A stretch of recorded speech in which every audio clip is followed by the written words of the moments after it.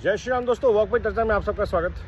मेरे चैनल भारत का गौरव पे आज की चर्चा मैं करना चाहता हूं पर कैपिटा इनकम पे, क्योंकि ये शब्द बार बार हमें सुनाई देगा जब हम बोलेंगे भारत दुनिया की चौथी सबसे बड़ी इकोनॉमी बन रही है, भारत $4 ट्रिलियन की इकोनॉमी बन रही है, भारत में ये अच्छा हो रहा है, वो अच्छा हो रहा है, रेलवे स्टेशन बन रहे हैं। जितनी भी बातें मैंने कल अपने वीडियो में बोली, जब भी ये बातें बोली जाती हैं एक इकोसिस्टम खड़ा होता है जो कहता है देखिए गरीब का क्या हुआ, पर कैपिटा इनकम कितनी है। ये लोग कभी ये नहीं बताते कि चाइना ने पहले वन फैमिली वन चाइल्ड की पॉलिसी इंप्लीमेंट करी, फिर ग्रोथ ट्रैजेक्टरी पे आया। ये आपको ये नहीं बताएंगे कि जापान की आबादी भारत की आबादी का 1/10 है।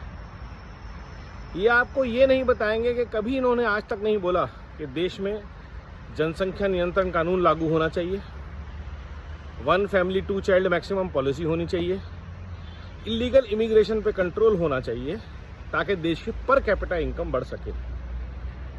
दुनिया की सबसे बड़ी इकोनॉमी भी अगर भारत बन जाएगा तब भी भारत की पर कैपिटा इनकम यूएस और चाइना से 1/10 ही रहेगी।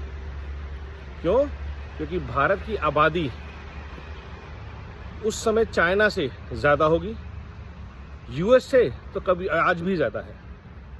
तो असली खेल जो है, ये जो आपको पर कैपिटा इनकम का ज्ञान दिया जाता है, उसके पीछे देश को गरीब रखने का आबादी के थ्रू, जिसे हम डेमोग्राफिक डिविडेंड समझ रहे हैं, वो असल में डेमोग्राफिक जिहाद है।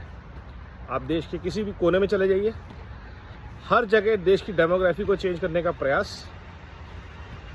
एक परिवार जिनके 1 या 2 बच्चे और दूसरे परिवार जिनके 10-10, 12-12 बच्चे, और वो रुकने का नाम नहीं ले रहे। ये भारत की हकीकत है। इसलिए भारत की पर कैपिटा की इनकम बात करने वालों से अनुरोध कि 3 चीज़ों पे हमेशा साथ में बात करें।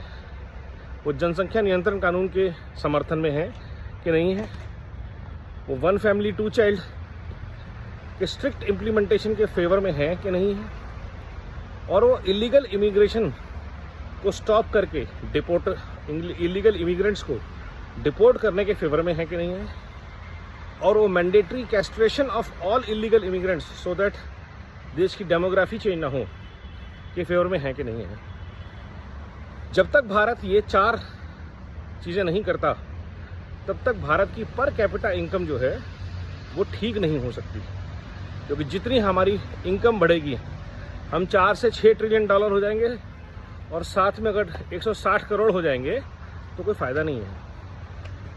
तो जितने भी हमारे इंटेलेक्चुअल्स, लेफ्टिस्ट, जर्नलिस्ट, लाल जिहाद नेटवर्क के लोग, कांग्रेस, समाजवादी पार्टी, ये जितने लोग ये बात उठाते हैं, इन सबसे मेरा अनुरोध है कि जब बात करें पर कैपिटा इनकम की तो ये भी बताएं कि पर कैपिटा इनकम क्यों नहीं बढ़ रही। क्या सबसे बड़ा फैक्टर है कि दुनिया की 4th लार्जेस्ट इकोनॉमी बनने के बाद भी भारत की पर कैपिटा इनकम में आज भी सुधार नहीं होया। क्योंकि